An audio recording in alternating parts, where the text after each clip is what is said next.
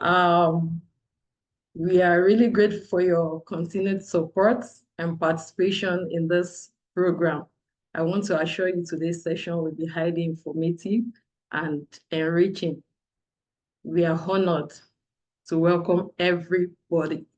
Here this evening, I can see that we already have our special guest of honor. We have our chairperson here. I think Professor Barbara is also here this evening. She's already here. So joining us, we have the Director of Net Zero Center, King's College London, and co-lead of ARUA, that's Professor Barbara Shallow. Welcome, Professor. Also, we have our guest of honor. I'm sure he's there. I can say his name on the list. We have our guest of honor. We have our professor also, Professor F.A. Fadari. That's the head of Automotive Engineering Department here at the University of Ibadan. Thank you, sir, for joining us. And of course, our guest speaker for today, Dr. Michael A. Ogunsoya, is an alumnus of the department and a vision inspection engineer at Altium Cells in the United States. I'm happy to welcome you. To our host, that's Professor Victor Oladokun, the head of Department of Industrial and Production Engineering. All our professors, our lecturers, staff, and students of the department, everyone, you are welcome to this special edition. I am Dr. Adepeju Opale, and I will be moderating the program today. Yeah, kindly note that we are streaming live on YouTube, and this program is being recorded for distribution on various social media platforms. Also, we would like you to mute yourself to avoid distractions of any form. If you're unmuted, please kindly mute yourself now.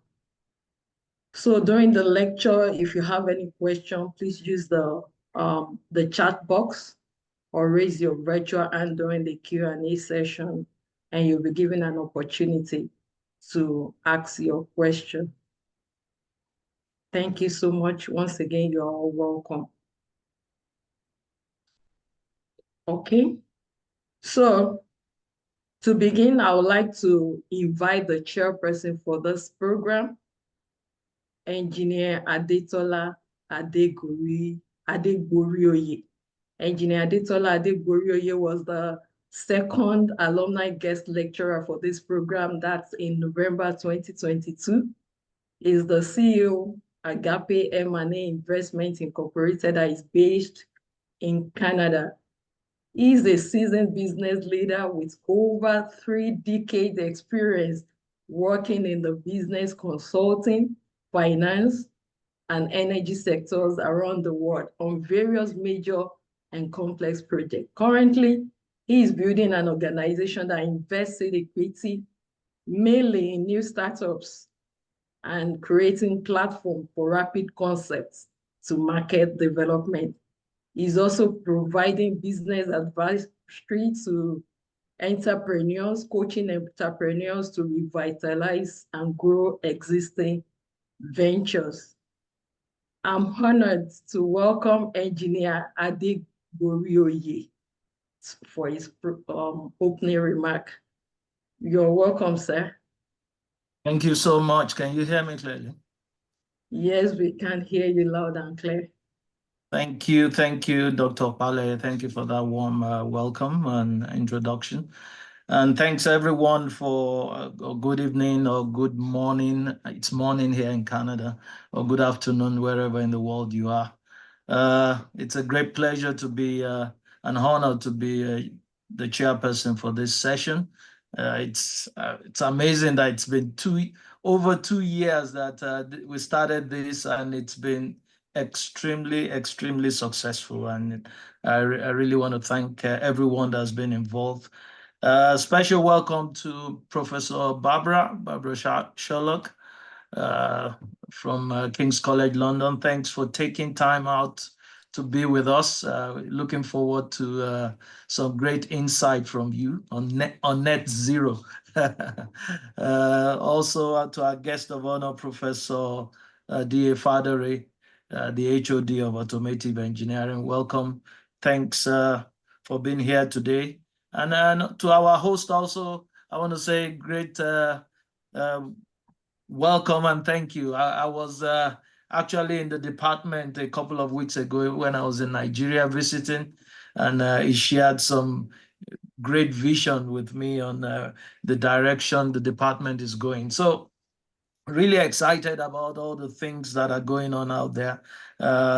Also welcoming all alumni online today, all our guests, and everyone, distinguished ladies and gentlemen. So we're all welcome. And it's today's lecture, just to give a little insight. I'm really excited about today's lecture. I remember when I gave my lecture 2 years ago, talking about the energy transition. And this is even going into the depth of it. The world is going through an energy transition right now, and transportation, for example, constitute, I think, over 20% of global emissions right now, so transiting to EV is one of the key critical levers in achieving the reduction in emissions, and so producing efficient electric vehicles is going to be key into this, and making people adopt this technology. And so this having good batteries, a lot of funding is being pumped into battery technology globally right now. So having global an efficient system, how to deliver efficient parts using the right technology. We are in an AI world now, using AI, additive manufacturing, and all that stuff will be extremely, extremely key to our ability to fully adopt this technology globally, and also ultimately reducing emissions and going forward in the energy transition scheme. So really, I'm excited today, and I'm looking forward to a great presentation and wonderful discussion ahead of time. And I'm sure our presenter is going to do a great justice today. So again, not to take too much time, welcome everyone. I'm, like I said, looking forward to a very good discussion. I want to encourage everyone, get your pens and paper ready, or your typing stuff, and take notes. And I believe there'll be lots of beautiful questions and discussion after. So thank you, everyone. I'll hand over back to Dr. Pale. Thank you. Okay, thank you, Professor. Thank you, Engineer Adebubioyi. Am I still? Okay, am I still audible? Okay. Thank you for that opening remark. So I would like to invite the special guest of honor. That's Professor Barbara Shala. She is the director of Net Zero Center, as it's been mentioned earlier, King's College London, and a co-lead for the African Research University Alliance, that's ARUA, as well as the Guild Engineering for the Future Cluster of Research Excellence Initiative. Professor Barbara is here. I want to welcome her for a goodwill message. You have the floor, Prof. Thank you very much for your gracious introduction. And let me just say, I'm deeply honored to be here for the 26th lecture in the Industry and Product Engineering Alumni Lecture Series. It really is a privilege to be here. It's a privilege to be working with your university as part of the Aurora Guild collaboration. It's a very new collaboration, but we have great hopes to drive forward real innovations to make a difference in achieving the net zero goals, the sustainability goals that we have to share as a world. And I can see that this event is very important for you and for all of us, because it brings together the key players in achieving what we need to achieve in net zero, and that's industry, academia, and society. So bringing all these people together is really the way that we have the important dialogues and share knowledge to make that very important change, and in fact, as we just heard, that important transition. I had the opportunity, I hadn't realized this, it had only been running for 2 years. You have had the most amazing series of speakers. I've had the opportunity to look back at the previous 25 speakers, working across a whole range from industry to education, to really transforming our society. The sorts of things that your alumni are doing are wide and varied and clearly impactful. You should really be an inspiration, alumni, to the students in your department, because you've gone on to achieve great things. It's really a wonderful testament to the strength and the ethos of your department to develop people who are future leaders and are leading at the moment as well, real change and innovation in engineering and industry across the world. Tonight's esteemed speaker is a wonderful example of this. The work that he has been doing in developing high quality additive manufacturing really makes a difference in our world. And how does it do that? Well, first of all, additive manufacturing is a way to reduce waste. So it really contributes to sustainability. And that really is something that we need to be considered. More importantly, it's clear that he's been addressing some of the challenges in additive manufacturing in producing high quality, high precision parts. And that's really important. And the knowledge generated through this work will really go on, not only in the automotive sector, but in new sectors like in medical technologies and implants. It has wide-reaching impact, the work that our very important alumni speaker is doing.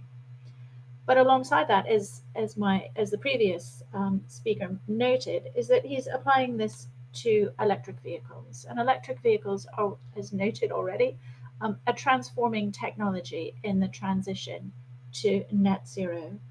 So really, it's great to see this speaker who's bringing together the sustainability agenda, reducing waste,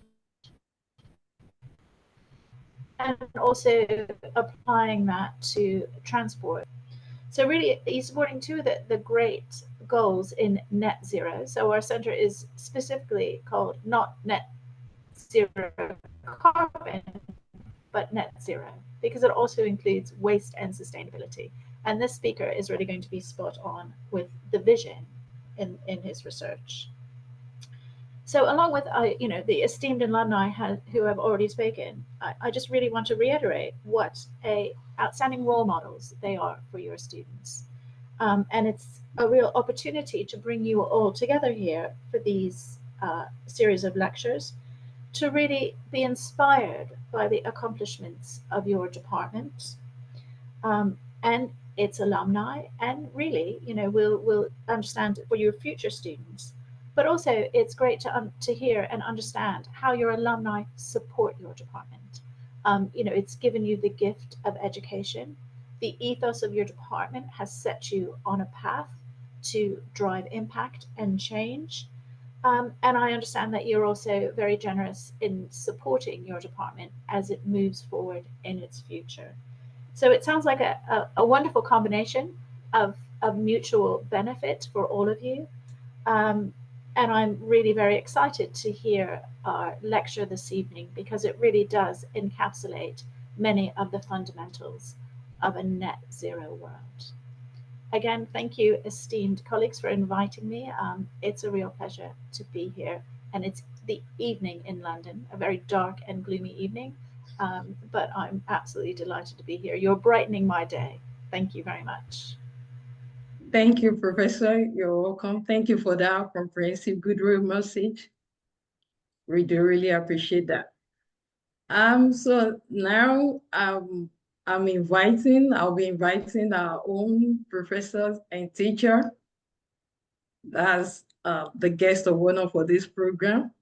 That's Professor D.A. Fadari. He is the head of Automotive Engineering Department at the University of Ibadan. Professor, you're welcome to give your goodwill message. Yeah, thank you very much for the opportunity. Thank you, sir. I'm really glad today and excited to be part of this great event. I've been the friend of the department for a long, and I've been a witness of all of this series of alumni lecture. But I'm glad today being a guest of honor, and particularly looking at the subject of the discussion today. I'm really, really, really excited to be part of the discussion today. So knowing certainly that additive manufacturing is actually reshaping the manufacturing landscape. So additive manufacturing, also known as 3D printing, create object layer by layer after slicing the digital 3D model. Now, unlike the subtractive manufacturing techniques, where material is actually removed from the larger block, we see that additive manufacturing builds its own object by adding material, which often leads to greater design freedom, reduced material waste, and also potential for more efficient manufacturing process. And it's evidence in its area of application in aerospace industry, in automotive industry, and also in the medical world. So in aerospace industry, we see it being used for production of lightweight components and also for low volume components. In automotive industry, we see it typically applied for rapid prototyping, for complex part design, and even for end-to-use parts. And in medical world, we see it being used for customized implants and also for dental devices tailored for individual use. However, with all my knowledge about 3D printing, I can say tonight that I'm highly excited and passionate to be part of the discussion tonight, to know how parts certification and qualification can enhance this additive manufacturing process. I'm eager to learn about the EV battery, including the key components, the battery type, looking at the leading industry player in EV battery manufacturing, and then the production part approach.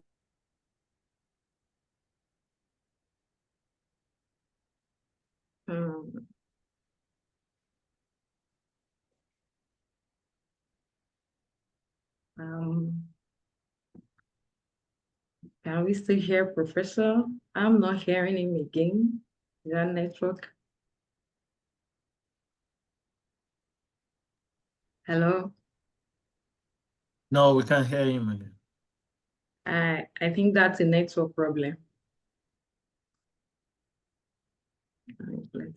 Let's wait a few minutes. I think it should be restored soon.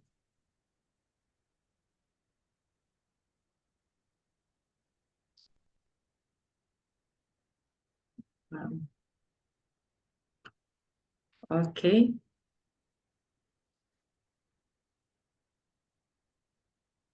Okay, I think before our professor comes in, before the network is restored, we have a video and adverts. Can we bring in the advert at this period, if possible?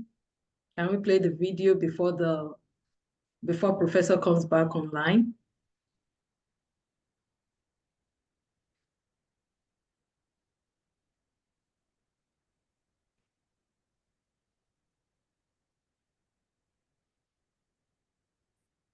Please, let's have the advert now.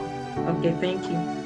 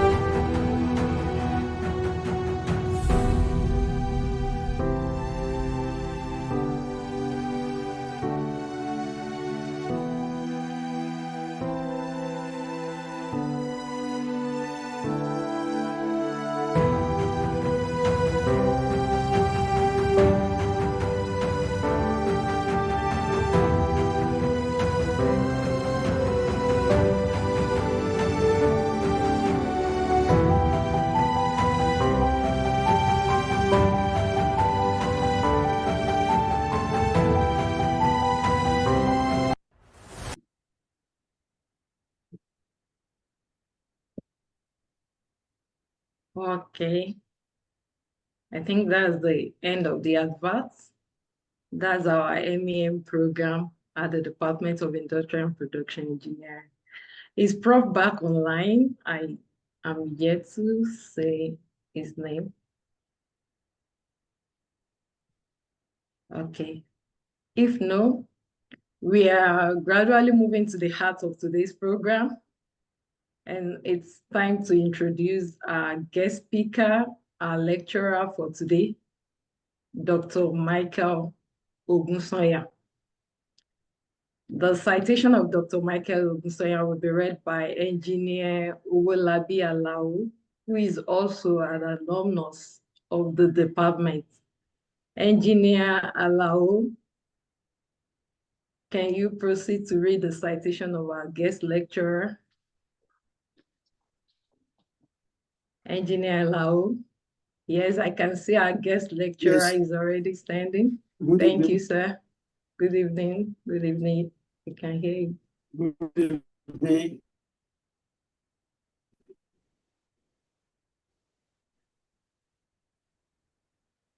Engineer Alao, you are live Yes, online. please, We can I hear you want now. to share my screen. Okay, that's fine. Can I see my screen? And not yet. Can you hear me? Can you see my screen? Can you see my screen? I think it's just coming up. Yeah, it's coming Okay. up for me to see. So let me just proceed. Yeah. Good evening, everyone. We can see it now. Thank you. All right, thank you so much. Good evening, everyone. All protocols duly observed. I will be taking citation of my friend, Dr. Michael Adewumi Ogunsanya, a visual inspection engineer at Altium Cells, USA.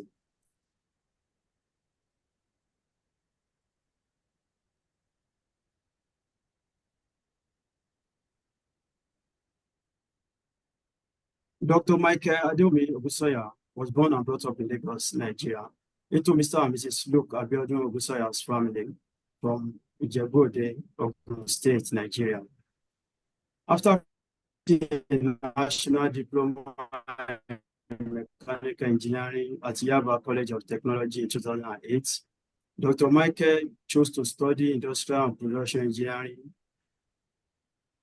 at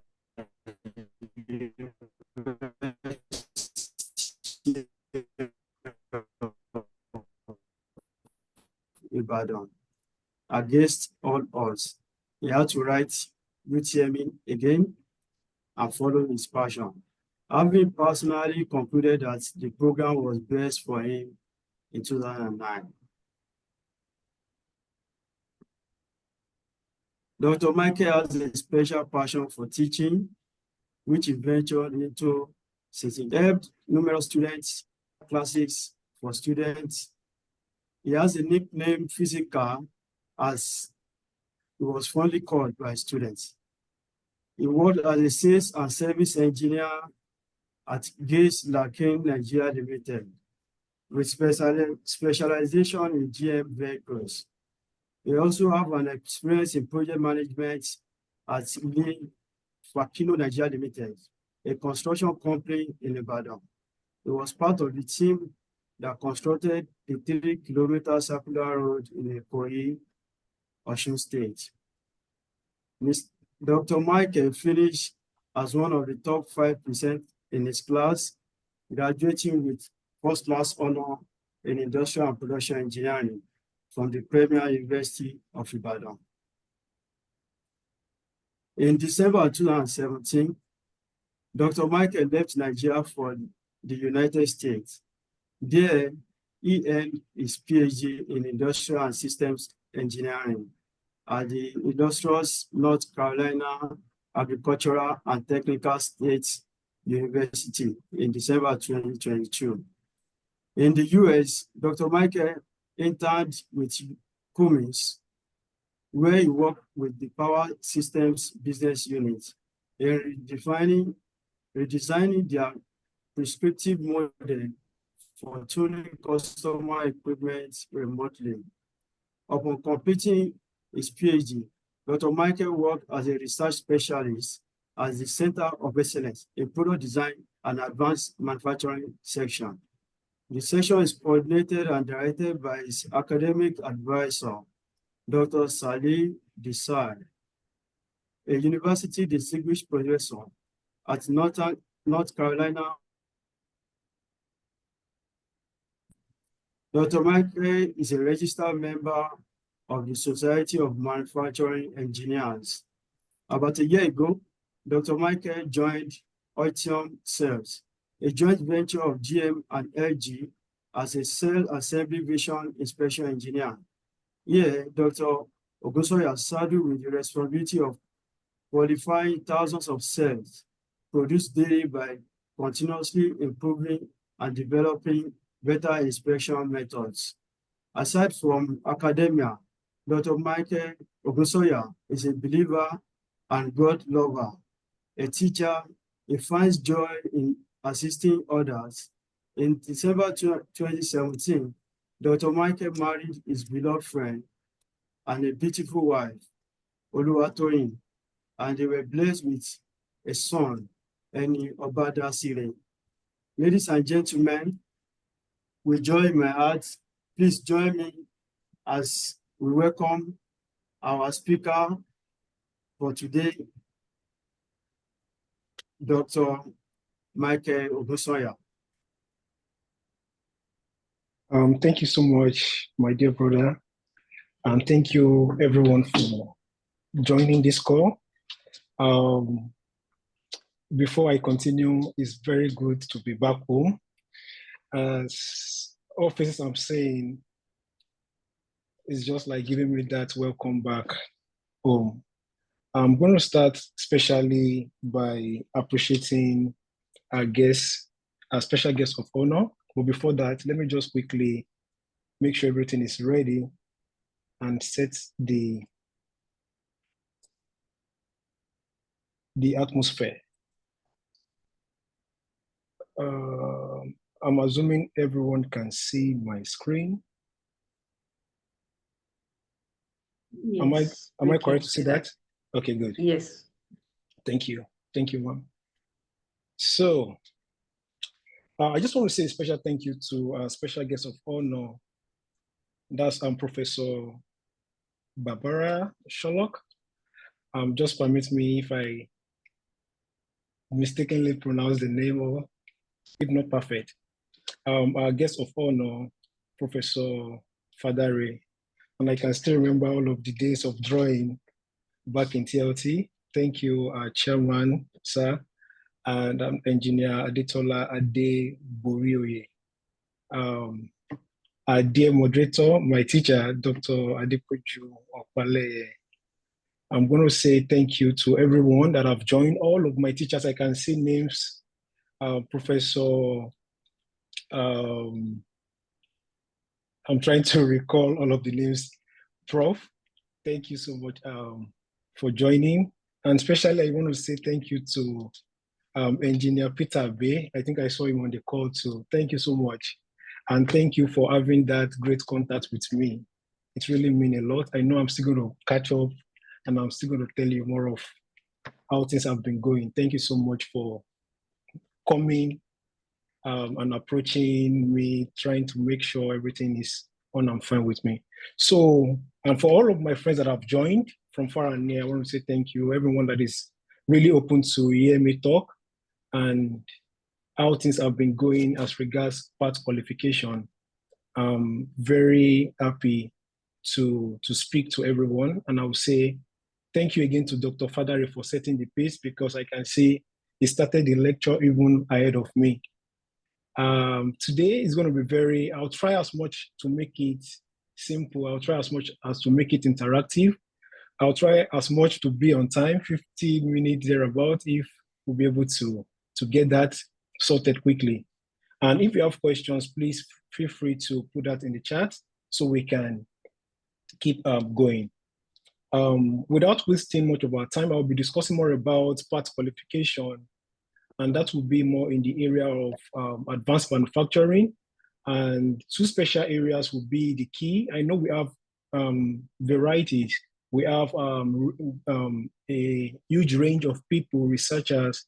We have people that are in the industry, business, automotive, even additive, manufacturing, electric vehicle, and the likes, and current students. So I think everyone can have 1 or 2 things to pick from today's lecture.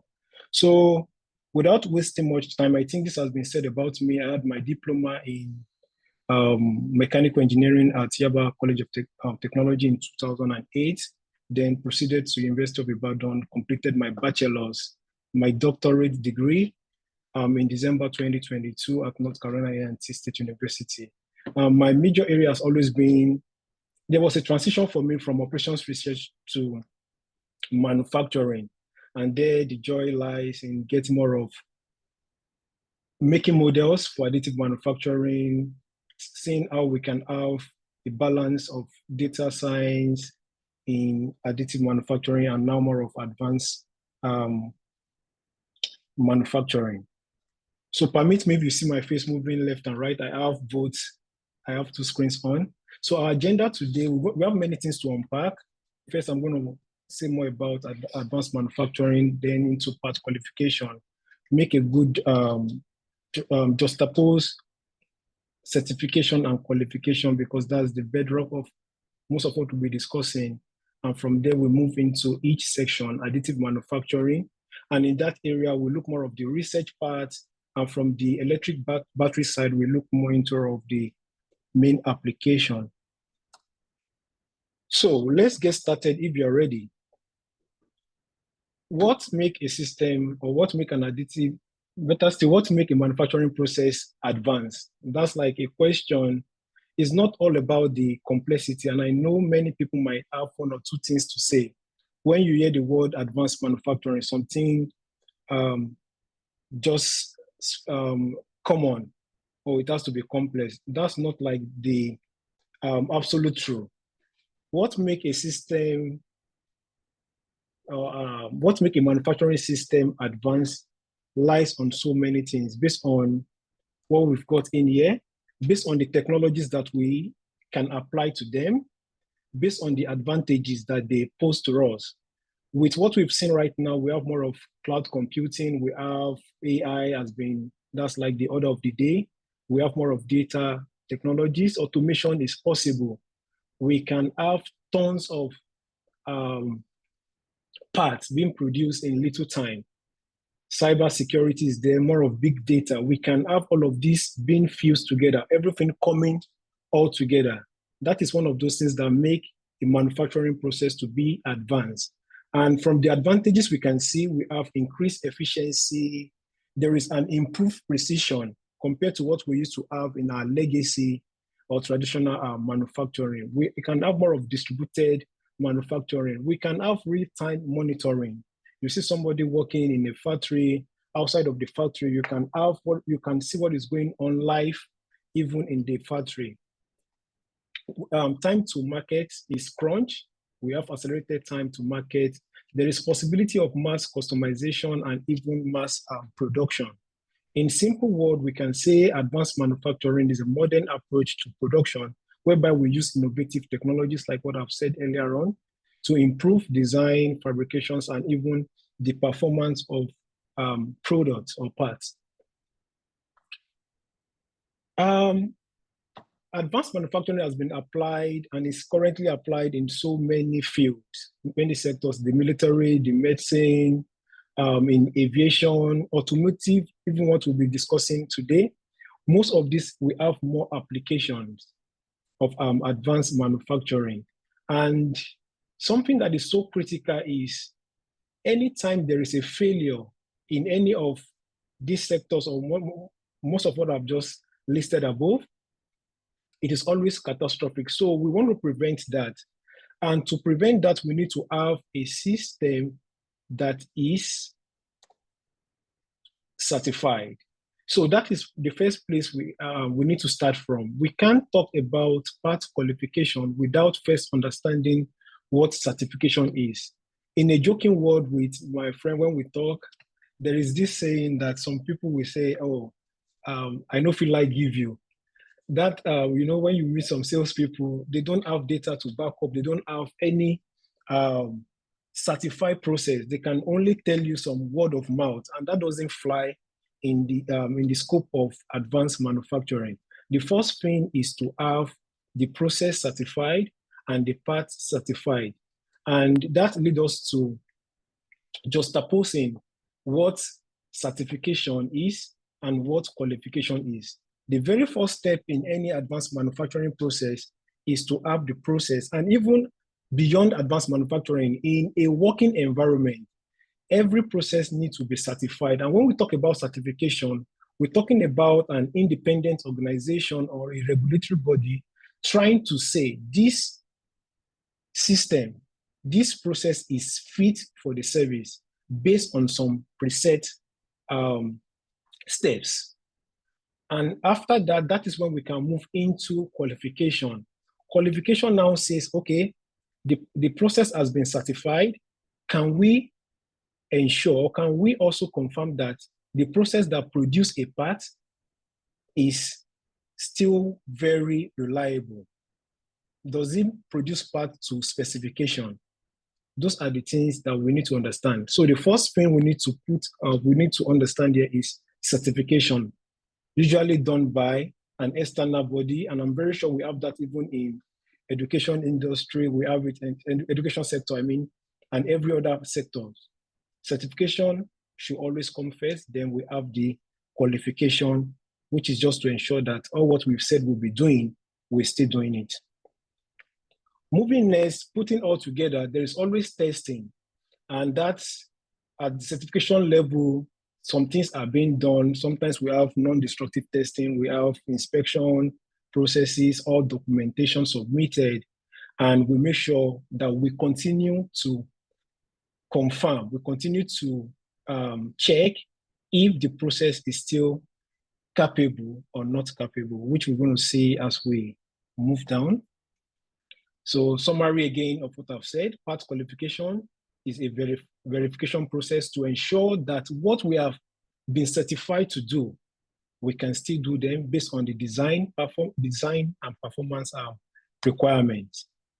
Let's have a quick motivation. Looking at what we have on the far left, that's a structure, we can call it honeycomb structure, a less dense structure compared to when we have it fully dense.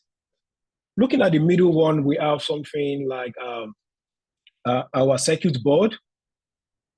And looking at the rear one, we have an organ being printed. Let me use that word. If you are the engineer in the house and you're asked to produce this parts, you're asked to manufacture this parts, what are the possible ways you can approach this? Some people might be rigid and maybe not flexible. Oh, I can still use I can use this method, I can do this, I can use the traditional way to do that. But don't forget, even when our guest of honor was giving a speech, he talked more about material wastage. Imagine building a honeycomb structure and you want to go through maybe using your lathe or doing some other thing. There is going to be more of material wastage. Instead, there are better ways by which we can go, and promising way, which go in line with what we are discussing today.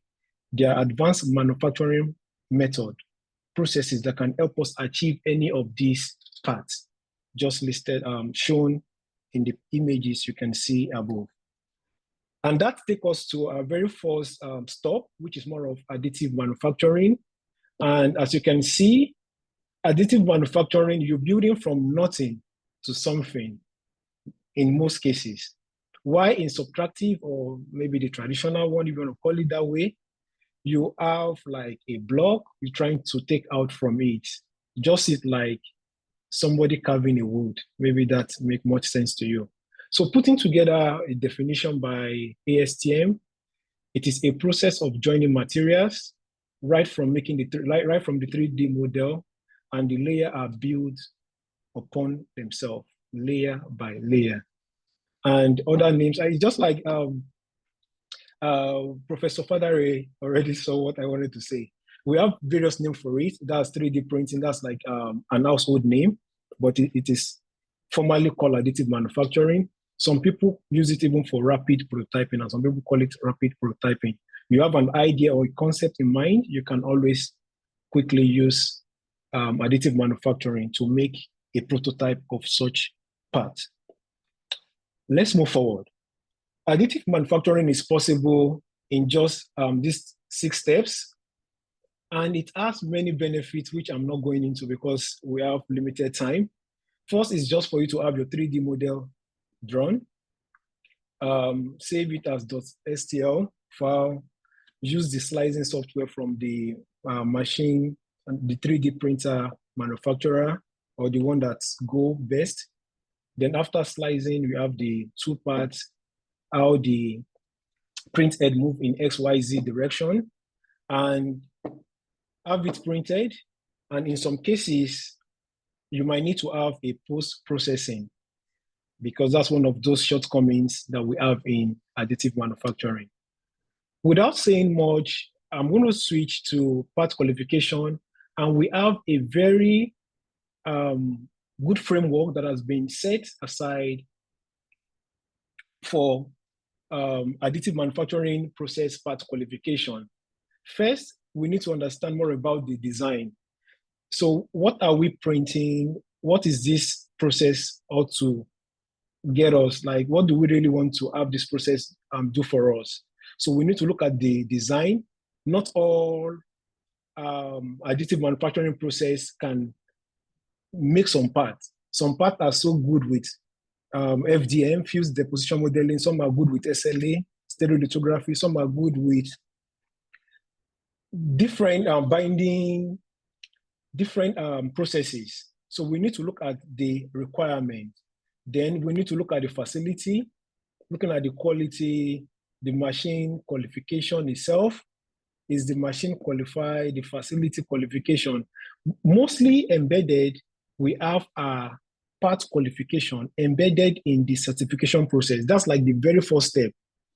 Then continually, we need to do what we call the part qualification, just to make sure we are still capable and we are still in process making what has been said to be made.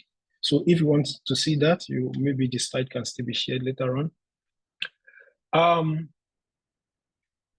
As I've said earlier on, certification is very, very necessary. And these are some of the certification agencies that we've got for additive manufacturing.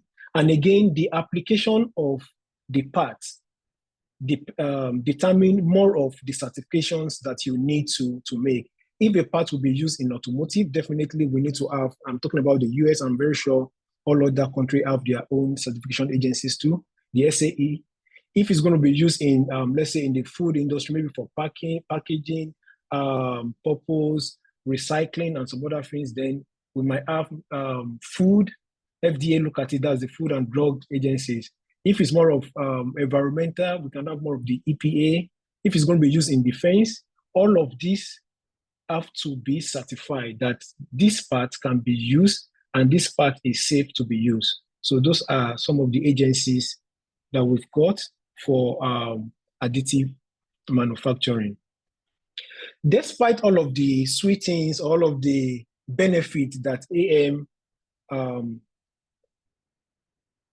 promises, it still has its own downside, inconsistent material properties that we can see on and on and on. And this, all of what I have on this screen are active research areas. Surface finishing, looking at the surface finish, looking at the dimension accuracy, looking at residual stress, especially when you're working with metal 3D printing, because of the melting, the high temperature that you need to put the material, they have stresses, especially as some parts of the main product you're producing.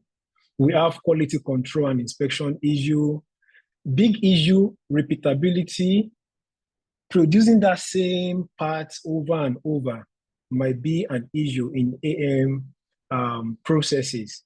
Reliability, even in some process, it's still very hard to use additive manufacture parts in them.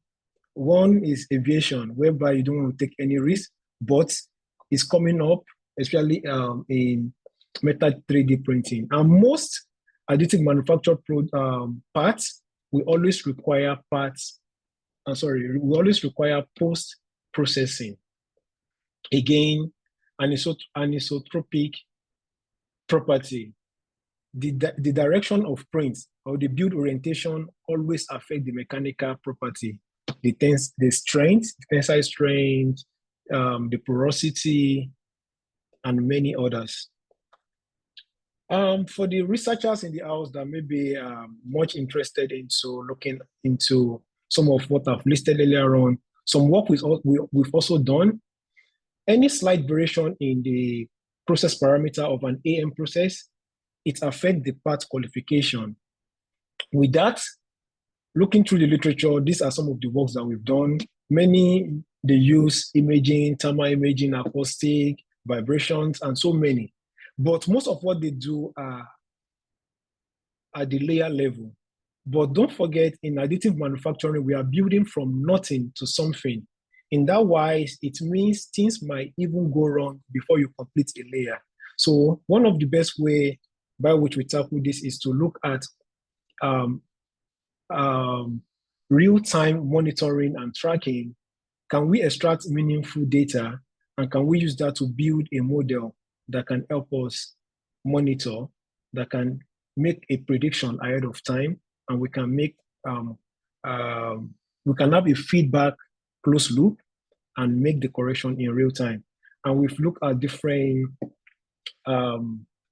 models, physics-based model, data-driven, memory-based, which some I will just highlight because of time, so as not to stay too long. Very quickly, we have the recurrent neural network that is used in one of our papers. And in this recurrent neural network, it's very simple. Someone might be asking, why choose recurrent neural network? As I've said, in additive manufacturing, we build parts layer by layer. Again, it means we can have a sequential data. Sequential data, as you can see, work best with recurrent neural network. So that's one of the reasons why we chose that. And a recurrent neural network is nothing but a simple function, which could be a tanh function that's between -1 and 1, sigmoid 0 or 1, ReLU, max of 0, between 0 and 1, if you can remember all of those functions. So you can easily set in your inputs, which could be your layer thickness, depending on what you are interested in, or most of those factors that, most of those input factors that affect the output. Output in our case, dimension accuracy, the porosity, the tensile strength. So 5 factors were considered: layer thickness, the build orientation, the build temperature, extrusion temperature, print speed. All were done, I think, at 3 levels. And we're able to have fractional factorial design setup. Simply put, we can see our recurrent neural network with some set of equations, which I'm not going to go in depth into. But from all what recurrent neural network can give us, making a simple model, what happens if we are building a voluminous part, or whereby we need to have thousands of layers? Let me say we're working at the layer level, being built together. Then recurrent neural network has a shortcoming because of the gradient vanishing problem, or something. If you're working with, let's say, if you can still remember the YDS, that's the gradient there. Let's say the value is between like 0.1 and you're going up to like 1,000. 0.1 to 1,000 is more or less like a 0. And that is going to have an impact on you making, on you training your model. So that is one of the shortcomings of our RNA. Again, if you're working with a value that is larger than 1, let's say you're working with a value of like 1.5 or 2. Let's say 1.5 to the power of 1,000 again. That's a very huge number. And that is going to make this model collapse. So what could be used for that shortcoming is what we call the long short-term memory, the LSTM. It has proven to be very good in retaining recent data, collecting useful data from the previous timestamp, then you can use that in building. For people that are interested in long short-term memory models, one of our papers also discussed that, which I'm going to display as we go. To understand long short-term memory, it's working on a gating system. Keep what is relevant. Forget about what is irrelevant. Then use that to make the prediction at any timestamp that we want to get. It's just like asking you, oh, what did you eat yesterday? It's very fresh, maybe as dinner. Most of us can still remember. But if I say, okay, what did you eat on, let's say, May 21 as lunch? You can see it's going to be like a very difficult thing for most of us to remember. So in long short-term memory, it's just a very simple model. Take along as you go down the process what is relevant. So the forget gate, do that. The input gate, the current state that we are in, put that into the math and get a prediction. So as I've said earlier on, some people might be interested in the research part of this discussion, and this is one of the best ways you can get yourself familiarized. In this first paper I'm going to just talk about briefly, we make a predictive model which try to study the interplay of additive manufacturing process parameters and machine parameters, how that affect our overall quality. We design an experiment, we work with those factors, as I've said, and our responses, which are outputs, are just three main output there: dimension, accuracy, porosity, and strength. And you can see we did more of hyperparameter tuning, and that we can see in that paper. The next, okay, we use some metrics, which is more of the root mean square error. The smaller the value, the better, because that tells us that our prediction is just very right on point.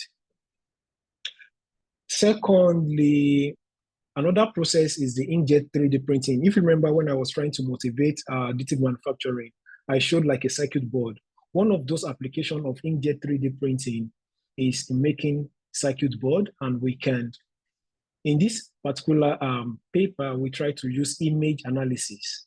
Using image analysis, we have that to make an inkjet classifier, because the overall quality of the board, circuit board, is dependent on the type of ink or the ink droplet type that we have. Is it normal droplet? Is it like satellite droplet? All of those have a way of affecting our overall circuit board.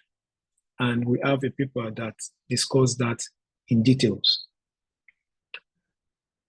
And lastly, we apply 3D printing even in biomanufacturing.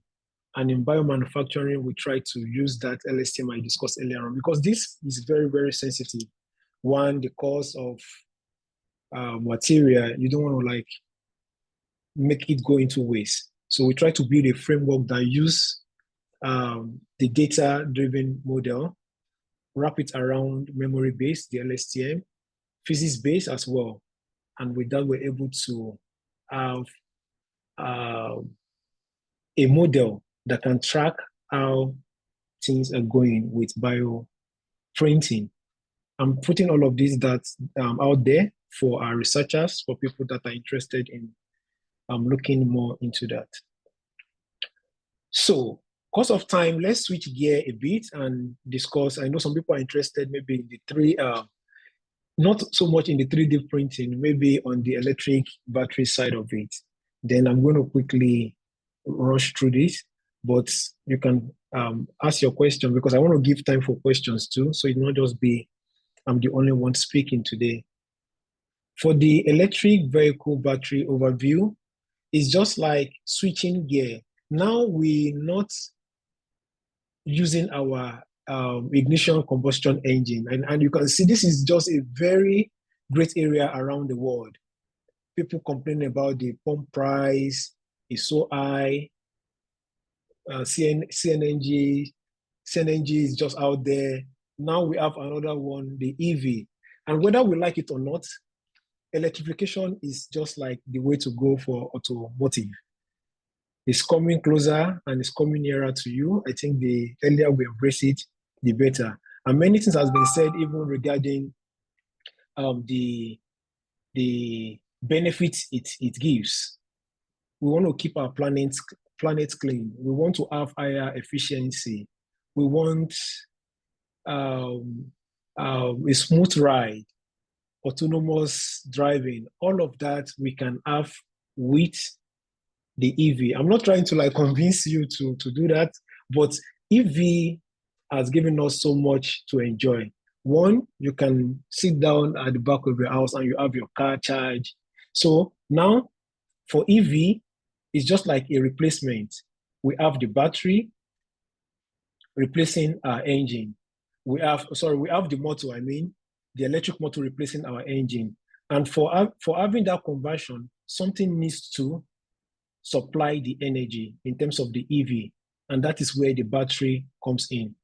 When you look at the efficiency you get from your EV to our internal combustion engine, is not even comparable. I think internal combustion engine is doing about 20 to 30% energy efficiency. Why EV is doing almost 90%. Let's look at the simple chemistry of a battery. So when you hear about a battery, it's just the same chemistry you've heard of when you were still maybe in high school or in secondary school, as the case might be. From our Babio, still remember electrolysis, redox reaction, same thing. Three main components: the electrode, which is going to be the positive and the negative, the separator to separate both because you don't want them to come in contact, and the electrolyte is nothing but what moves the ions from one side to the other, depending on which operation you are on. Are you charging or are you using it? When you are using that discharging, you have the electron move, as you can see from the diagram up there. And when you are charging, it moves in the other direction. That is just a simple battery, anytime, any day. And it works on that simple redox reaction, reduction and oxidation reaction for the chemistry people around us.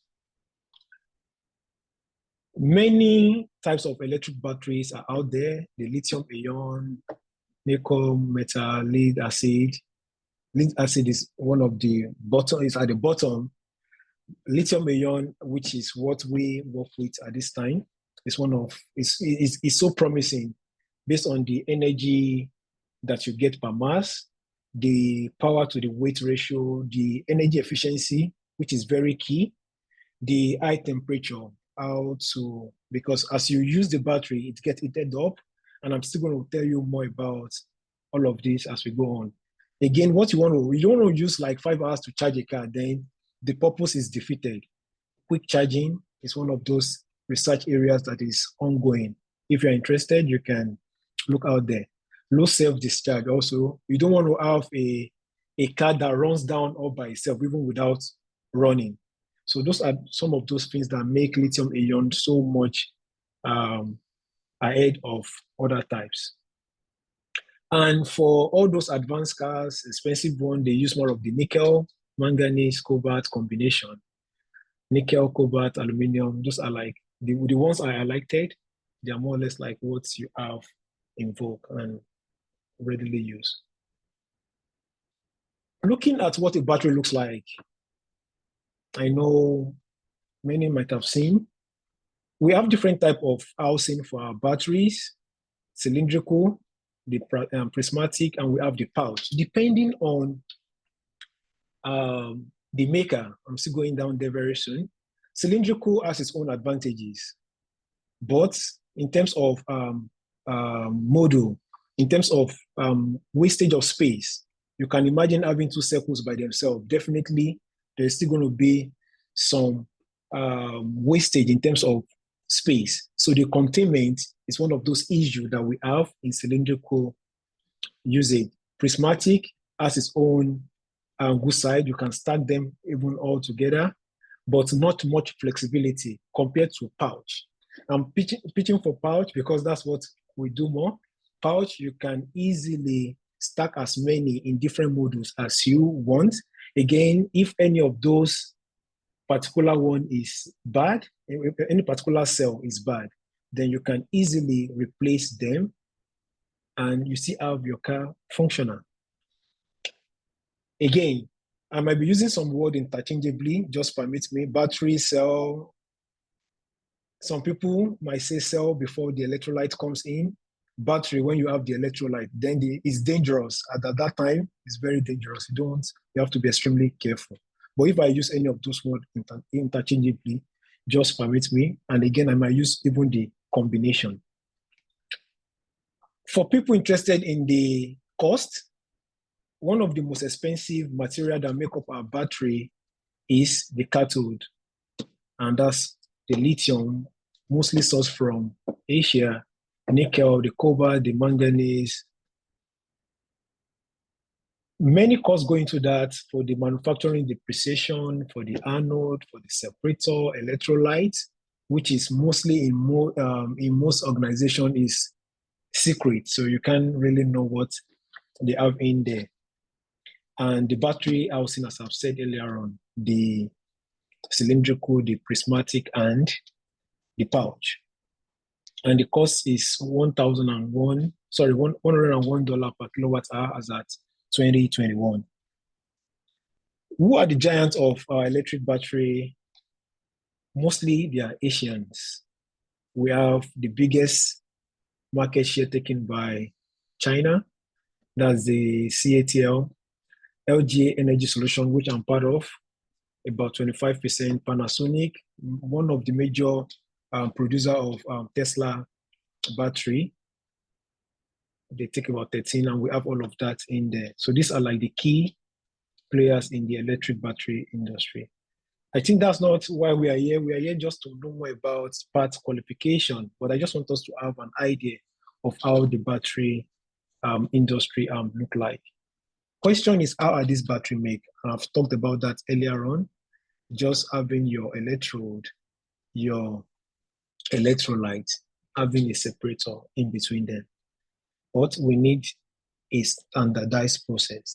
We need a certified process that can help us have a quality part. And in this case, that leads us to what we call the IPEAA, the production parts approval process. And mostly it's used in automotive supply chain to make sure we can build confidence in the part that is being produced. 18 steps are followed. It's just like a customer. When I say a customer, in our case, it could be like GM wants to build an electric vehicle. They have the technical know-how of building a car, getting the motor ready, but how do they run it? They need to talk to any of those big players that are out there. And in doing that, they talk about these people. They have the part drawing. That's what they want. Okay, they already have the confinement or the containment whereby they want the battery to go. Which design do they want to choose? Are they going for any of those three? And all of these steps are followed one after the other. We go even down to design, failure mode, effect analysis. What are the possible failure? Because failure in this EV is very catastrophic. So it's not what you want to be. You want to be careful about it. You want to make sure that the process are being followed one after the other. The process flow, the process FMEA is also done. The control plan is just like the only book that you have to use at any point in time. When things get out of hand, you have to go back, and the control book and the control plan contains virtually how every part or every process needs to be measured by who is to do this, which department is responsible for that. Again, which type of process is to be taken? Are we doing more of the non-destructive, or are we doing the destructive method? Measurement system analysis is very, very key, because even after the process has been qualified, things might go wrong. There might be cell condition changes, Many other things could go back. Your gauge, when I say gauge in this sense, I'm talking about the instruments used for measuring. When your gauge is not more capable, it's not giving you what it has given you initially. So we need to revisit the MSA, that's the measurement system analysis. I'm going to talk briefly about some things. The dimension result, all of those needs to be put in place. The qualified laboratory documentation, everything put together will be submitted even for the certification. And when all of these steps are being performed, then you have your master product, the very first product coming out of the process. Then we can say this system has been certified to produce this part, and we have all of these certification agencies in the US, and I'm very sure we have for each country, and we can move from there. US Department of Transportation, SAE, and each one has its own what they are looking for. Environmental Protection Agency, that's the EPA, more of how safe, how do we recycle, or how do we scrap our bad batteries. Occupation safety, health and administration, many. And again, it even goes per state. Some states have some special requirements also to be met. How good will it be if what we're just producing is one cell? If we are producing one cell, then it will be easier to just have the whole year to look into the cell and look at it one after the other. But believe you me, you have thousands of cells being produced every now and then. And that is going to make me ask this simple question. When you look at a Tesla Model X, how many cells do you think make up or drive or run this Tesla Model X? I know some people might be thinking maybe some 100, but what we've got there is about 2170 cells running this Model X. And imagine how many of this is being produced and how many cells is being produced even per machine. So we need to come up with a better way by which we can qualify ourselves, making sure we meet all of what we have been certified to do. Quickly, why is part qualification very important? Short-circuiting is a very big issue, and short-circuiting could be caused by so many things. When we have, imagine using the positive and the negative terminals to touch themselves. And that you might not be doing it directly, but having a foreign metallic material can make that short circuit. And before you know it, fire is real in electric vehicle.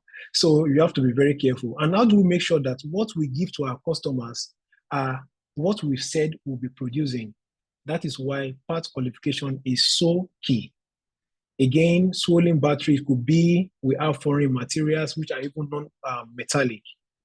If a pouch cell is open, imagine electrolyte flowing outside of the battery. That is very dangerous, and that you don't want to happen. According to what I've said earlier on, the measurement system analysis is so key. And how do we need to understand that? For every part, sometimes there might be part-to-part variation. We have batches like lots, maybe vendor supplying the lead, supplying some materials. Sometimes there are variation. So we need to carry out what we call the MSA. The question to ask yourself, is it the data you are interested in, is it continuous? If it is continuous, then you have to look more into the gauge R&R. If it is discrete, then you can talk more about the attributes agreement analysis. Very quickly, reference value is being substituted for true value. For instance, we want to make sure that the weight of our pouch cell is 10 pounds. I'm just giving a value now. Or let me use a very realistic stuff. Let's say it's about 2 pounds. If it is £2, definitely that is just like a reference value. Then we have our weighing stuff that weighs it as it goes through. How accurate? Accuracy is talking about the closeness to that true value that we were talking about. The precision. Can we have this gauge, measure this over and over and still give the same value? The issue that we have there with accuracy is more of bias. What is bias? The difference between what we measure versus what we ought to measure. Linearity. Some gauge will tell you, or some instrument, this is what they have their limit to what they can measure. When you measure beyond some certain things, they fail. And again, you want to be sure that you have no linearity. Stability, how are they doing even with time? Issues that we want to like solve are repeatability. Can we consistently measure the same thing over and over again? Across the line, let's say we are looking for reproducibility. What does line 1 give us? What does line 2 give us? What does line 3? Are they the same, even when they measure the same parts? Those are the things that measurement system analysis help us to resolve. Bottom line, how do we solve this? Calibration is very, very key. So calibration helps us to remove any form of bias, linearity, and make sure that we are still in control of our process. How often should we do it? We have to do it periodically. It's not after certification or everybody goes to sleep. No, we need to keep that into a periodic check. Some places 3 months, some 6 months in that frequency, just to make sure what we said we'll be producing is still what we are producing. I know we're moving very close to the end. I just want to give us like a very simple battery judgment system just for us to qualify our part. The objective is very simple. You want to make sure that you don't send a bad product to the customer. Definitely, every of your judgment system must have a reduced, or let me say very minimal or zero false alarm. When I say false alarm, you're calling what is good, you're calling it bad. In that case, it's just more or less like you're wasting inspection time. You want to reduce the miss. And that is where most of our concentration goes into. When you have a miss, it means a bad product gets to the hand of the customer, and that will lead to any of those things I've said earlier on. Failure in that part. Overall failure of the car, that's the EV itself, and that will lead to something catastrophic. Again, that can cost the company so much amount of money. Your judgment system, or before I move into the judgment system, and again, you don't have all the whole time to make that judgment. Sometimes within a second, you need to qualify a part, making sure that this part is safe to be used. So you're working around optimization problem, and that is possible with help of cloud computing, all of our data analytics, data science, all of those things put together help us to build a very strong battery judgment system. What feature are you interested in? Is it the vibration? Is it the image? Pass it through the judgment system. The judgment system might be as simple as an expert system, making rules. If it is this, then do this. If it is this and this and this, then do that. It could be more of leveraging on AI. Just build more of your machine learning model or your deep learning model. Use the classification. If you're just doing like you're putting them into labels, good, bad, or even multiple classes. Segmentation, if you're looking for defects in some certain areas. And what happened? You can come up with 4 different judgments. Good for good, then that's the perfect one. That's what we want to ship to our customer. If it is bad, but we said good, that is a miss. Next thing is to track that cell, eject it, and you need to scrap it appropriately. If it is NG, but you classify it or you make it to be okay.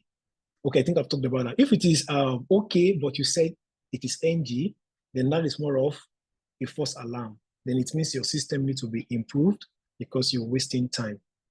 It is, if it is NG and you have it to be CTQ in that context means critical to quality. If that particular parameter you're measuring is critical to quality, there is no negotiation. That cell needs to be scrapped. But if it is not, then what you need to do is to have a rework. And when you need to do the rework, it's simple, just maybe scrapping. But I don't want to go into putting out so many things out there. To summarize all what we've talked about today, overview of advanced manufacturing technologies, the benefit has been well talked about. Nothing make a system to be advanced other than the technologies that could be applied on them, the benefit they pose to us, and we emphasize on certification. Certification is the very first thing which is done by external bodies, and qualification is what we continue to do to make sure that what we've said we'll be doing, we're still doing it. We just give out some research topics in additive manufacturing, discuss them fully. LSTM, replacing recurrent neural network, all because the shortcomings of gradient descent, gradient explosion and vanishing problem. LSTM help us retain just the valuable things as we go down the line. EV batteries, the PPAP, what I've just explained, the 18 steps, help us to ensure that our parts is well qualified and we're producing parts that are capable and is up to the specification. MSA, very, very important. It's not a one-time event, it's a continuous event. And what I've just explained briefly is our battery inspection system that help you qualify thousands of cells in a very short period of time. I know there are many questions out there, and I would like to take them as we go. So I'm going to take it back and return it back to Dr. Opale to help moderate the more. Thank you everyone for listening. Okay. And thank you, sir. Maybe if for contact or for whatsoever thing, I'm still going to put that in the chat so you can reach out and we can get together to get more things rolling. Thank you everyone for listening to me. Thank you so much, Dr. Ogunsoya, for that insightful and comprehensive lecture. You have shed great light on how critical certification and part qualification is, as well as the various aspects of enhancing part qualification in advanced manufacturing. You have also highlighted how this advancement can drive quality, reliability, and competitiveness, particularly in the electric vehicle battery sector. Before we proceed into the Q&A session, we'll take few questions. If you have questions, you can drop in the chat box or raise your virtual hand so that we give you time to ask your question. Before we move to that session, I would like the chairperson, Engineer Ade Borioye, to share his thoughts on the lecture. Over to you, sir. Thank you, Dr. Pale. And thank you very much, Dr. Ogunsoya. That was very deep. Yeah. I saw all those equations. It took me back like 30 years talking about the dy dx. So that's very interesting. Thank you for taking us through that. I mean, certification and qualification is huge, and you talked us through that. In terms of getting industry certified for things. I worked in the oil industry for like 3 decades, and I know because of the criticality of what we deal with, you're dealing with human lives, unique certification is so key. And also, I mean, we're talking about electric vehicles. We've seen cases of a lot of recalls. in the area of automotives recently, and this all has to do with ensuring our certification, our qualification of each part component is well done. Thank you for taking us through that. He talked us through the RNN, the recurrent neural networks, and also the LSTM. And all that. Also talking through battery efficiency in terms of electric batteries and electric cars and internal combustion engines, and also how battery casing. That was very interesting. In terms of battery housing pouch, the prismatic one and the cylindric ones, and the differences. Those are very interesting ones. And also in terms of the judgment system, that is very intriguing. How you do that, because in traditional manufacturing at times it's still very manual. But I know we are in an AI world where robotics are doing a lot of stuff, and so I believe a lot of questions come to mind. Maybe I will ask the first question as we go. Please go ahead, sir. Go ahead, go ahead, sir. One thing that came to my head is in terms of how we, align all these things. So, in a vehicle or even in any manufacturing system, you have a lot of components, a lot of parts, little parts. How do you deal with compatibility? How do you couple things together?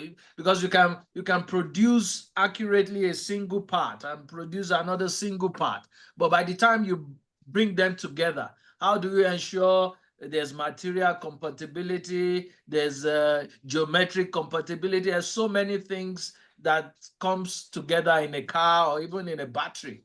So that's one thought that kept ringing in my mind, to ensure that the product itself at the end of the day actually delivers what it needs to deliver.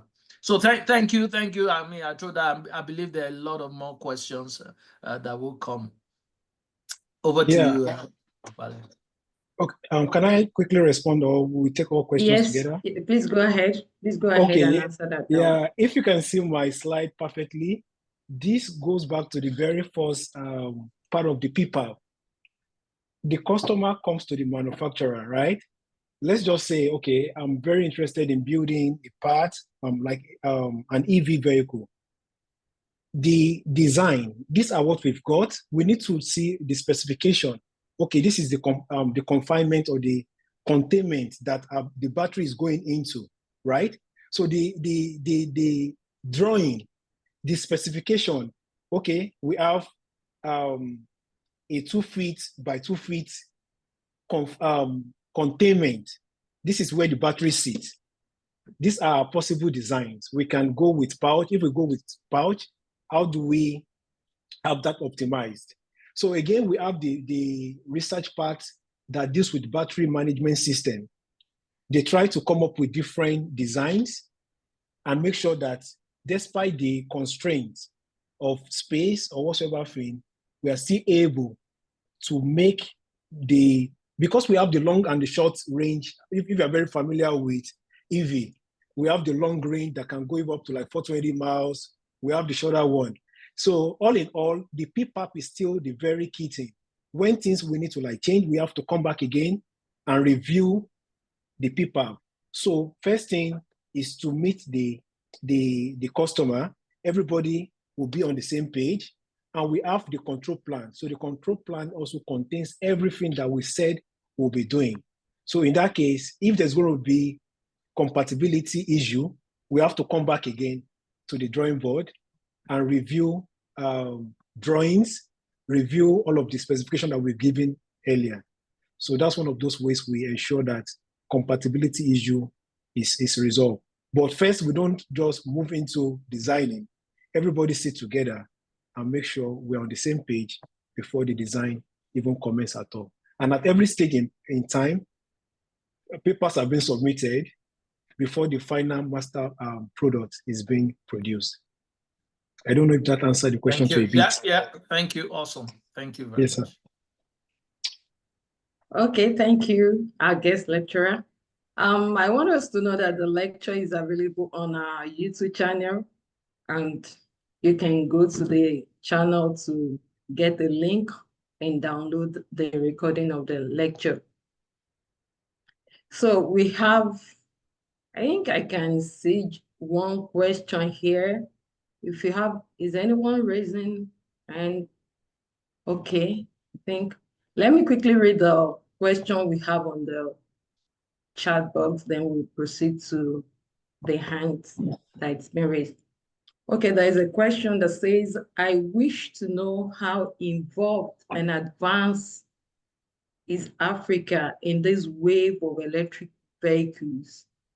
Do you have an idea of how interested African nations are about this subject matter? That's to you, Dr. Ogunsoye.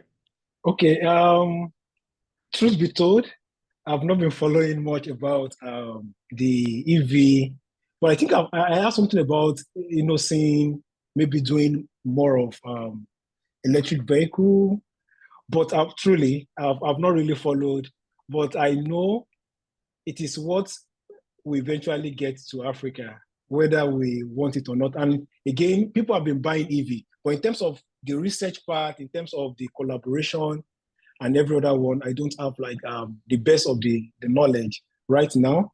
And let me look through the question again so as to make sure I'm answering it perfectly. So for Africa, Okay. some of those shortcomings we've got, EV is as good as you having the electricity to even run it. And we know some of those challenges that we're still facing as a nation and even as a continent. But at the same time, this we can't push aside. We just have to look into that in terms of EV, because EV definitely is going to have that edge in solving most of our problems. Like, imagine we have different sources of powering our automotive, like what the Nigerian government is trying to encourage, CNG, have the PMS, having EV also shouldn't be left out. But all in all, I don't think we are there at this time, and I don't know of any collaboration or whatsoever on this EV in Africa per se. Maybe someone in the house here can give a better insight or better response to that question. But to the best of my knowledge, I don't think we are there right now, or anything is ongoing. Okay, thank you. So I think Professor Barbara Charlotte, can you please unmute and go ahead with your question? Thank you very much. That was a really insightful lecture. I enjoyed it immensely. Thank you.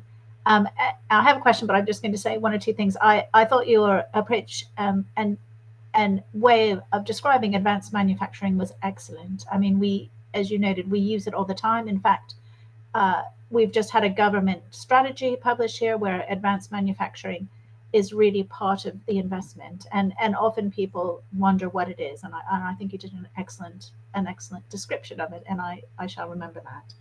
And I really liked your statistics around the the challenge for us about how many batteries are in the Tesla. So I have a question for you as around, I'm looking, and it's great that you've got the PPAP up here. You've made it so beautifully simple, and you have these sort of 8 certification bodies that you're working with, prior to the qualification. But if I look at those 18 steps in your PPAP, how many individual stakeholders are involved in that? There must be many. Okay. Can I respond now? Yes, please. Okay. Yeah. I think just to make it clear, at the initial stage, we have it at the top management, from where I work, that's Altium Cells. We have 2 big giant companies, that's GM, into more of the vehicle making, and they are doing excellently well in the US, General Motors. And we have LG, that's the energy solution. So they have the technology. So the two coming together to form Altium. So now we have the supplier, we have the manufacturer. At the high level or at the upper management, they discuss, this is what we want, like the very first question that was asked by our chairman. So they discuss all of that, then it flows down as we go. QA, that's the quality department, manages more of the parts qualification. So quality is very, very key. Then from there, we have the design. We have the design experts. We have the customer relation side of it. We have the inspection team where I belong into. So now if we want to measure, let's say we're interested in making sure we don't put a positive electrode on the negative side. How do we ensure that? So the inspection team come up with ideas. Oh, we can use the gray value. Color is between 0 to 255. Everything of this color should range into this. The expert system comes to play. So it's more or less like an holistic part, but at the very start, it's going to be the top management meeting, signing up everything, making sure specifications are drawn. This is what we want. And it flows down to the department, and everyone has their own representative to make sure the PPAP is run. And again, the production team who are in charge of the process themselves, they make sure that they do more of, though some things I try not to say, error proofing, making sure that they forcefully make something bad, such that they will be able to see if the system can detect such failure. So we have so many things that we do. Long story, at the beginning is between the top management, then it flows down to other departments. And we can always review the PPAP if there are any changes that needed to be done. Yeah. Thank you very much. Thank you too. Okay, thank you. Thank you, sir. Okay, I think we also have a question in the chat box. Is there a precise distance the EV can run? Yes, I think I just said something about that. EV, we have the long range and the short range, depending on what is being made for. Mostly, we've seen some run within around 400 miles. Miles is bigger than kilometer, definitely. So when I say 400 miles, so definitely just do maybe times more than 1.5 or something. So we can see the long range go even up to like 400 to maybe 450 miles. While the shorter range, maybe 300 or less, something about that. So they are made in different versions. Again, you'll be told about what you're buying. You'll have made your findings to know which range you want. But mostly, people do the long range, and that's about 420, which is going to serve you. Some people don't even charge their cars for maybe 2 days, depending on how you use it. And again, it's going to run down some certain things still, even when the car is totally off, some things still run. Definitely 2 days, depending on, or some people up to a week, depending on how well you use your car. So 420 to maybe 480 for long range and 300 or less for short range. Okay, thank you. Engineer Can I just question. Okay, can I just chip in? And also in addition to that, I think temperature plays a key role in that also. I know in cold environment, the battery life can reduce by almost 50% in very cold temperature. Like I live in minus 40 degrees. So most of those long range that you can get in Texas, you can't get it here for the same vehicle. So temperature plays a very key role in that also. Yeah, thank you so much, sir. And that's why one of the research area of making sure we have better EV is how to manage the temperature. And those are like more of what is being done in the lab to make sure temperature is being managed. Thank you so much, sir. Okay, Engineer Badmos, do you still have a question? I can see your hand raised. You can unmute yourself. You're muted. Engineer Badmos, are you still there? Okay, ma. Thank you, ma. Thank you so much, Dr. Ogunsara, for the wonderful session and insightful piece. So basically, my question focuses on the economic part of the battery, that is the manufacturing. We noticed that in Nigeria, there are some parts of the country which is, bountifully endowed with this lithium. And lithium is an essential part of manufacturing of batteries. So many of the expatriates have been coming to our country and trying to, get all of these minerals. Are there no ways in which those who are experts in this field can just try to help this falling economy by creating, manufacturing companies that can see into this and harness these resources? Because even if we try to, export all of those minerals just like that, it's going to be a very big hurdle for us because it's going to bring about an increased cost. What are the steps and what are the ways in which all of these things can be incorporated so that it's going to assist our nation in having a successful economy in this aspect? Thank you, sir. I think that's a big question that even we need to have the minister even around to answer some of these questions. But I'm just going to say quickly, the first thing is still going to be back on us. I've seen some certain things whereby we clamor so much on the complex things, while the simple things we ourselves we've not done. Myself, I'm not like excluded. When I look at things, I've interacted with so many people, expatriate of 24 years. Like, I'm just trying to I'm not trying to make anybody feel somehow. You see that people have channeled their energy into the right cause. Chemistry, we've been taught some years ago. I'm trying to answer your question, sir. But this is just simple electrolysis that some people sat down and put their head together. We can make this run, having the right funding, having the right set of people, and they push this out. Listing out, if you observe what I showed, Asians, the Chinese, the South Koreans are the one leading.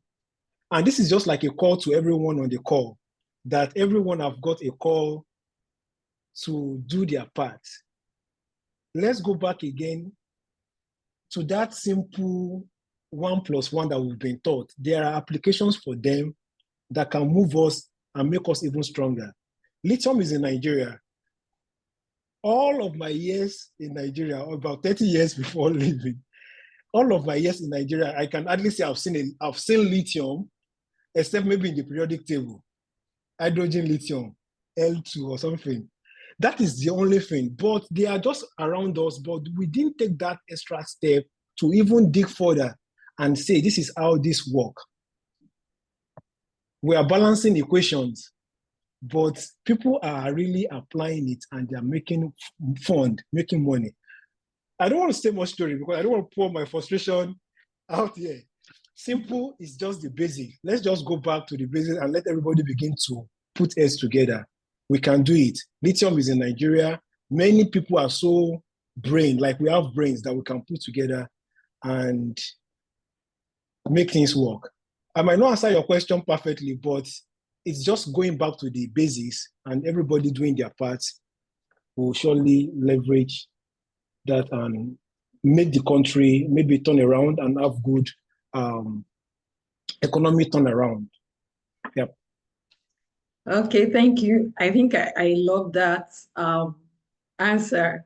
We go back to the basics and we all do our parts to make the country better. We cannot push the problem to anyone. We just do our parts as much as we can. I don't think there's any question anymore, but before we round up, I just wanted to maybe say something. You emphasize the role of advanced analytics technique in achieving goals of certification, path qualification, inspection. Can you say something? How prepared were you, as in maybe your study time at the Department of Industrial and Production Engineering? How prepared are you for this role? Do you think there is something we need to do more as a department? I think in the last 2 years, I've been open to a lot of things I never knew. And I see that there is a trend going on, which we may miss if we don't align ourselves to it. Do you think there is anything you want to say, you want to add with respect to this development, this trend? Thank you. Yeah, thank you so much, Dr. Palea. Thank you. So many things to say, but maybe that might be behind the scene and also to the department as a whole. Really, all of our teachers, I know I can see so many people that have, let me use the word, mold me into even having avenue to even speak in this on this platform. So comparing things side by side, what I've seen so far, sometimes I would just say what we put the pressure on, or what we put our energy on, is on the wrong thing. Yes, I might not be 100% right, but over here there are some things that open book exam. I'm not saying we have to do open book exam. So education shouldn't be like the way it used to be. And I think those are I don't know how it is right now, but some things we can just try to like move a bit. Questions that can spur thinking.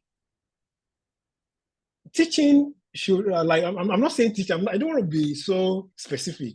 Like, our ways should be dynamic expression. People express their mind. So many people are brilliant. They have ideas running on. I don't want to call one of my classmates. When we talked back then, still in Nigeria, he hardly writes in class. He doesn't even like to write. But what he has got upstairs, like what he wants to put out there, is so many. But the environment, you have to put all the story down. Industrial psychology, you write about 5 or 10 pages full before you could get an A. So I think we're missing out on people that could even help us get the nation running, get the departments moving. So maybe our teaching method should be looked into. Some things we need to, like, not too much 70-30 ratio. We can make it something like continuous process. In the case of our qualification problem that I've just talked about, we don't make the entire battery before we qualify it. For every stage that it's going through, we are qualifying it. Oh, it passes this point. We could have something very simple, 10, 10, 10, 10, 10, in terms of just giving, instead of the 70-30. We can always review things to make sure people are well engaged. Nobody is dull. It's just like maybe the right environment. Aside that, some things we need to embrace. I can imagine coding, writing on paper, Fortran 90. Was it Fortran 90, or I can't even remember the exact year. Those, I don't know how it is right now, but I can remember as at 2012, we were still using Fortran 90 or 95. During my set, we didn't do anything like AutoCAD. It was still the drawing board, and things are far moving. I think with this, we can always have a leverage. People that are out there, or people that have seen so many things, can always come back to pour. And I think when we're having a very short, brief meeting with Professor Ladoko, we talked about all the stakeholders. Some people ought to be drawn in, not even, or let me use the word drag in, whether they want it or not. They need to be part of people that decide. Because if we leave it this way that it's going, then maybe when next will come in like 10 years' time, it might be so much. So tying everything together, I think we need to look through the processes. We shouldn't be rigid on the wrong thing while letting some other things fly away. Okay. I hope I've not spoken too much. No, thank you for that remark. Okay. I think we are going to the end of the program. Before we ask okay, there is an advert. Are we ready to take the advert again? Can we take the advert?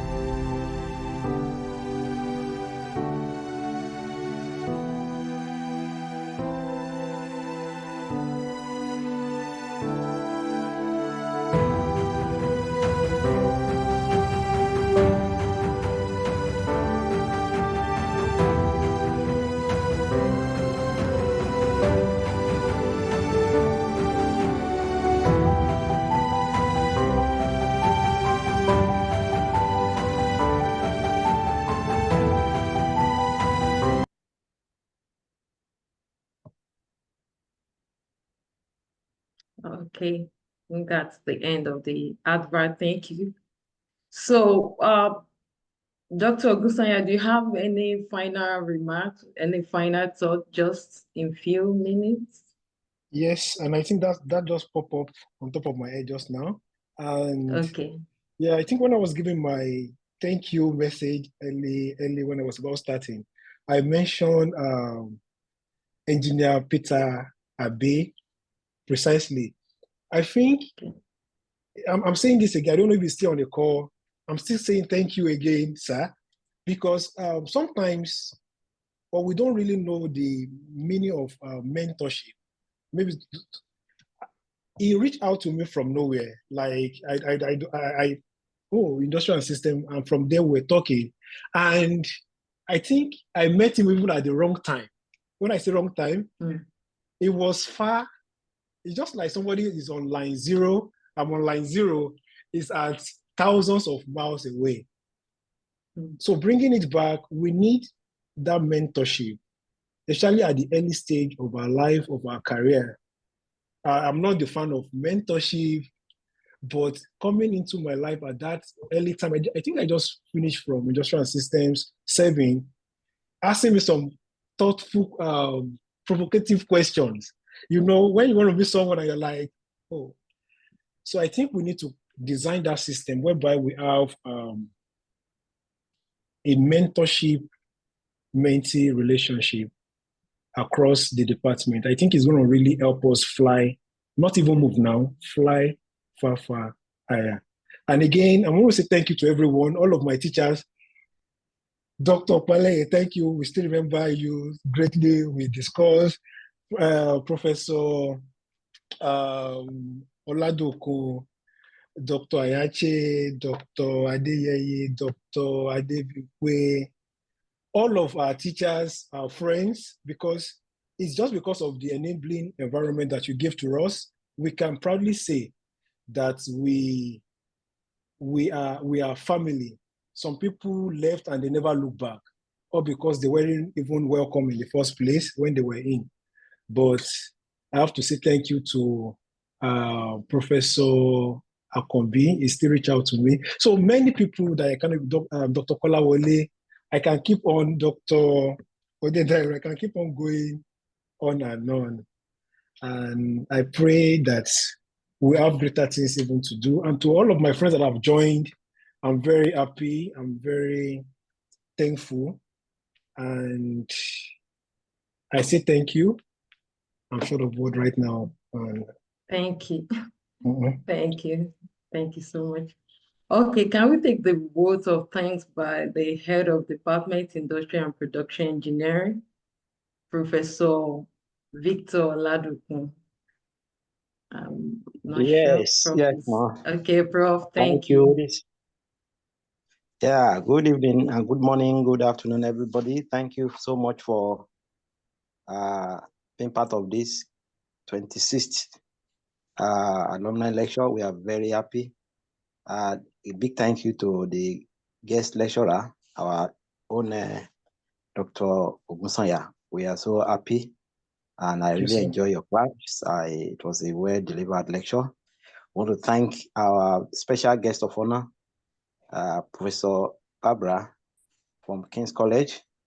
Also, she's the co-lead in one of an important initiative that the department is involved in presently. I met her some last month in South Africa, and we just chatted, and she was very open to to interact and collaborate with us, and I just asked her to be the special guest of honor for this event, and she gladly accepted. So thank you, Professor Barbara.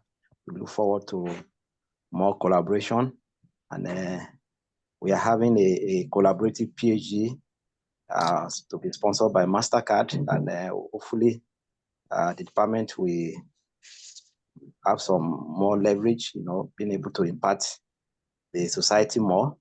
And so we want to thank our friend, Professor Fadare.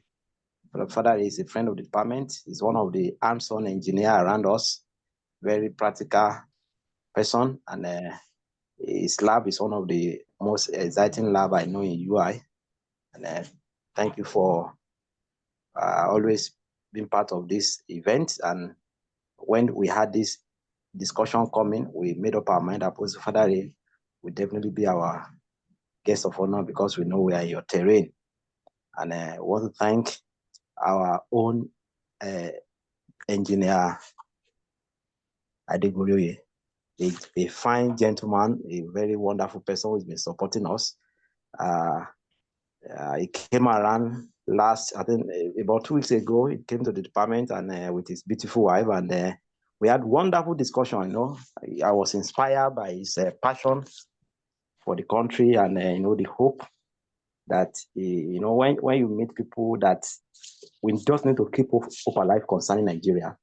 It's a difficult time in Nigeria, but I believe that this period will also go away, will come out, and Nigeria will be a better place.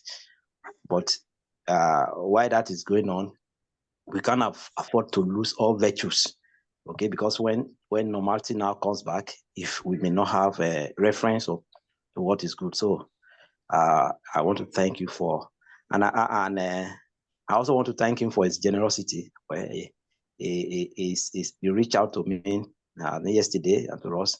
He sent some big sum of money for us to do some work in the department. So, Engineer Adegorioye, we are very grateful. We will do the procurement very well, and the department will be part of it. Our alumni have been very, very supportive. In the last few years, they have donated things that worth 30-40 million for us in the department, and that's the way we have to go, because the business model of engineering, of schooling, higher education in Nigeria is changing. We just have to think out of the box to finance education, and there's nothing we can do about that. But our alumni have been very useful, very supportive in giving back to the system. And so I want to thank you all for that. I want to thank all our own Dr. Opaleye, for this wonderful event. She anchored very well. I want to thank Engineer Lao, who read the citation, a wonderful engineer, very wonderful person. Thank you for reading the citation of your friend. And I want to thank our leaders in the department. Our Professor Luleye there is always around. He mobilized all his friends. Professor Luleye has very powerful reach in Nigeria. And each time we have an event like this, he reach out behind the scene to bring a lot of people from the industry, people from Pojo Automobile are here, courtesy of Professor Luleye. I see some fellow of the Nigerian Society of Engineers here. I want to thank, I can see an FNSC, I don't know whether our fellow is still here, Engineer Vera Tufon. I can see that that's a fellow of the Nigerian Society of Engineers. You know, events that where you have the fellow of Nigerian Society of Engineers, you know, some powerful people must have brought them. I see Engineer Muyiwa Nadeko from NNPC. He's a big guy there in NNPC. I know a lot of powerful people. I hear Muyiwa Nadeko is here, was a chairman of one of our events and some of the most senior alumni of our department. I see a lot of our former head of department, Dr. Kolawole, Dr. Adeyeye, Professor Ayonche, Dr. Mujisola, Bolaniwa, and so many other people. If I don't mention your name, don't mind me. I see Engineer Olulade here, some of the senior people we have in the house. And I want to thank all of you. We recognize you, Engineer Abi, our owner base here. We thank you. We thank all of you very much for always showing up. And like the guest speaker said, we are having a very serious mentorship program. We're intentional about it. We link our students to young people like you to help us mentor them so that it's going to be formalized. Then in terms of our curriculum development, many of you are VIPs. We move you to our stakeholders platform. We have a lot of powerful people in the stakeholder where you can influence our curriculum development, okay? The idea is that those of you in the industry, those of you in the diaspora, we can look at what is happening elsewhere and adapt it appropriately for our own environment. We are not going to copy what is going on elsewhere 100%. We don't have the same challenge. We don't have the same opportunities. We don't have the same environment. What works in the global north may not work in Nigeria 100%, but we look at what is happening there. We look at their curriculum. We adapt and domesticate appropriately. So in doing that, we need your support. So when we bring you to our stakeholders platform, please always help us to be better. So ladies and gentlemen, again, we want to thank you for your time. We'll meet next month, December. We have one of our alumni, Engineer Idris Oshodi. He will be giving the lecture. As at now, I don't know. I don't have the title. I will get the title and we share. And when that is going to be an interesting lecture again. It's a monthly exercise, and so I want you to put in your diary and also come along and be part of the event.